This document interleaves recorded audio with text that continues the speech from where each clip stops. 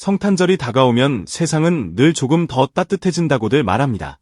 거리에는 캐럴이 흐르고 창문마다 불빛이 번지고 사람들은 이번만은 이라는 작은 희망을 마음 한쪽에 숨겨둡니다. 그런데 바로 그 이번만은 어떤 이름 앞에서는 차갑게 멈춰섰다는 보도가 나왔습니다. 음주 상태에서 운전하다 사고를 내고 현장을 떠났다는 혐의로 실형을 선고받아 복역 중인 가수 김호중이 성탄절 가석방 심사에서 부적격 판단을 받았다는 내용입니다. 성탄절이라는 단어가 주는 상징성, 그리고 특사라는 단어가 불러오는 상상력이 겹치면서 이 소식은 마치 한겨울 유리창에 떨어진 얼음물처럼 여론을 단숨에 차갑게 만들었습니다. 보도에 따르면 법무부 산하 가석방 심사위원회는 12월 17일 수용자들의 가석방 적격 여부를 검토했고 그 결과 김호중에 대해 부적격 판단을 내린 것으로 전해졌습니다. 여기서 많은 사람들이 착각하는 지점이 있습니다. 형기 3분의 1을 채우면 가석방이 되는 것 아니냐는 질문이죠. 하지만 가석방은 자격이 생긴다고 해서 문이 자동으로 열리는 제도가 아닙니다. 문 앞까지 갈 수 있는 조건이 갖춰졌을 뿐 문고리를 돌릴지 말지는 심사라는 마지막 장치가 결정합니다. 그리고 그 장치가 이번에는 분명히 멈춤을 선택했다는 이야기입니다. 더 놀라운 건 김호중이 관련 기준에 따라 나이와 범죄 동기, 죄명 등 일정 조건을 충족해 자동으로 가석방 심사 대상이 됐다는 대목입니다. 자동으로 심사 대상이 된다는 말은 얼핏 들으면 거의 됐네처럼 들립니다. 하지만 현실은 반대일 때가 많습니다. 자동은 기회일 뿐 결과가 아닙니다. 오히려 자동으로 올라온 명단일수록 심사위원들은 더 엄격하게 들여다봅니다. 대상 과 적격은 딱 한 글자 차이 같지만 그 사이에는 죄질, 사회적 파장, 피해 회복, 반성의 진정성 같은 무거운 저울이 노딥니다. 보도는 위원회가 김호중의 죄질 등을 고려해 부적격 판단을 내린 것으로 보인다고 전했습니다. 이 한 줄이 얼마나 잔인한지 아십니까? 죄질 등을 고려라는 말은 단순한 행정 문구처럼 보이지만 그 안에는 아직은 안 된다 라는 분명한 결론이 들어있습니다. 성탄절이라는 계절의 관용보다 법과 사회가 요구하는 책임의 무게가 더 크다고 판단했다는 뜻이니까요. 이 사건의 시간표는 더 날카롭게 사람들의 기억을 찌릅니다. 보도 내용에 따르면 김호중은 지난해 5월 9일 밤 11시 44분쯤 서울 강남구 압구정로에서 음주 상태로 차를 몰다가 중앙선을 침범했고 반대편 도로의 택시와 충돌한 뒤 도주한 것으로 적시돼 있습니다. 중앙선 침범이라는 단어 하나만으로도 상황은 이미 위험의 경계를 넘어선 장면을 떠올리게 합니다. 그리고 그 다음에 이어지는 단어, 도주는 사건을 단숨에 다른 차원으로 끌어올립니다. 사고는 실수로도 일어날 수 있습니다. 그러나 도주는 선택으로 읽힙니다. 바로 그 지점에서 여론은 종종 가장 격렬하게 흔들립니다. 사고가 아니라 사고 이후가 문제였다 라는 말이 반복되는 이유도 거기에 있습니다. 또 하나의 쟁점으로 보도에 등장하는 내용은 대신 자수입니다. 김호중이 이후 매니저 장모 씨에게 대신 자수시키려 했다는 혐의로 구속 기소됐다고 전해졌습니다. 여기서 대중은 한 번 더 숨을 삼킵니다. 만약 사실이라면 이것은 단순히 도주에 그치지 않고 책임의 방향을 타인에게 돌리는 구조를 만들려 했다는 의혹으로 읽힐 수 있기 때문입니다. 사람들은 본능적으로 묻습니다. 그 순간 무엇을 지키려 했던 걸까? 이미지였을까? 커리어였을까? 아니면 당장의 공포였을까? 그러나 심사는 감정이 아니라 기록을 봅니다. 그 기록이 어디까지 이어졌는지가 결국 부적격 판단이라는 문 앞에서 결정적 질문이 되었을 가능성을 떠올리게 합니다.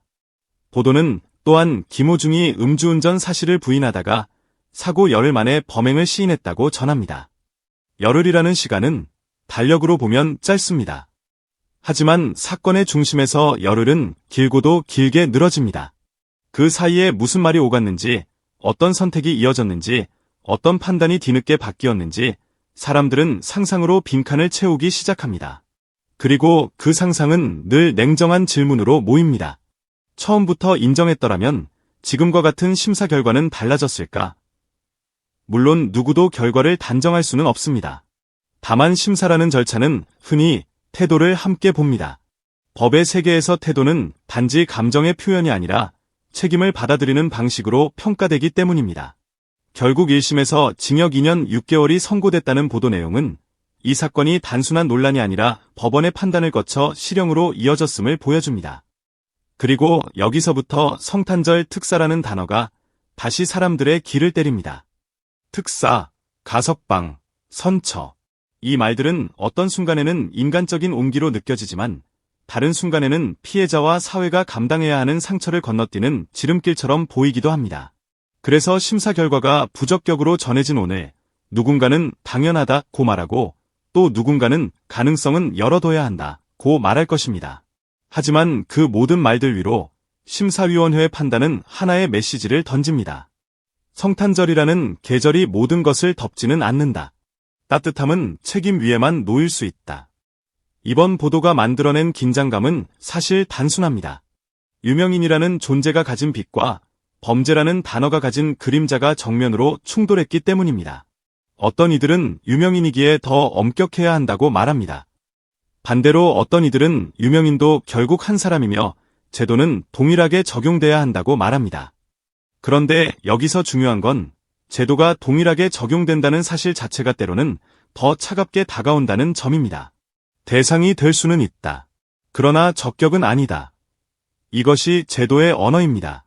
그리고 그 언어는 유명인에게도 무명에게도 똑같이 적용돼야 설득력을 얻습니다. 보도에서 죄질 등을 고려했다는 표현은 사실상 아직 사회가 납득할 수준의 문턱을 넘지 못했다는 판단으로 읽히기 쉽습니다. 대중은 그 문턱을 감정으로 상상하지만 심사위는 항목으로 판단합니다. 범죄의 내용, 동기, 태도, 재범 가능성, 피해 회복, 사회적 영향. 그 중에서도 죄질이라는 단어는 가장 무겁게 내려앉습니다. 죄질은 사건의 단순한 결과가 아니라 과정과 선택, 그리고 그 선택이 타인에게 남긴 흔적을 함께 의미하기 때문입니다. 음주 상태에서의 운전, 중앙선 침범, 충돌, 도주라는 흐름이 보도대로라면 그 자체로 심사위가 신중해질 수밖에 없는 이유가 됩니다.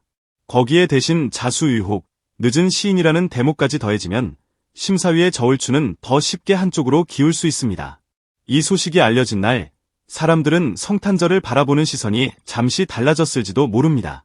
누군가에게 성탄절은 용서의 계절이지만 또 누군가에게 성탄절은 그날도 누군가는 울었다라는 기억이 떠오르는 계절일 수 있으니까요. 그래서 사회는 결국 묻습니다. 용서는 언제 가능한가? 돌아올 수 있는 길은 어디에 있는가? 그러나 그 질문은 감정의 언어로만 답할 수 없습니다. 제도는 감정이 아니라 절차로 움직이고 절차는 기준을 요구합니다.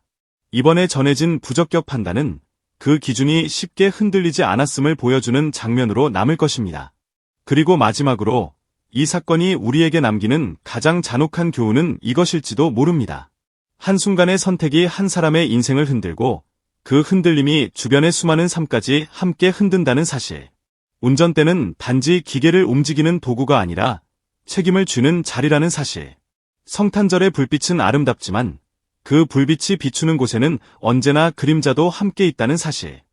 보도대로 김호중이 성탄절 가석방 심사에서 부적격 판단을 받았다면 그건 단지 한 개인의 희망이 꺾인 뉴스가 아니라 사회가 어떤 책임을 용납하지 않는가를 다시 확인하는 신호일 수 있습니다. 따뜻한 계절의 말보다 차가운 규정의 문장이 더 크게 울린 밤, 사람들은 결국 같은 문장 앞에 서게 됩니다. 죄는 시간으로만 지워지지 않는다. 책임은 계절로도 덮이지 않는다. 그리고 심사는 그 사실을 성탄절이라는 가장 상징적인 문 앞에서 더욱 또렷하게 드러냈습니다.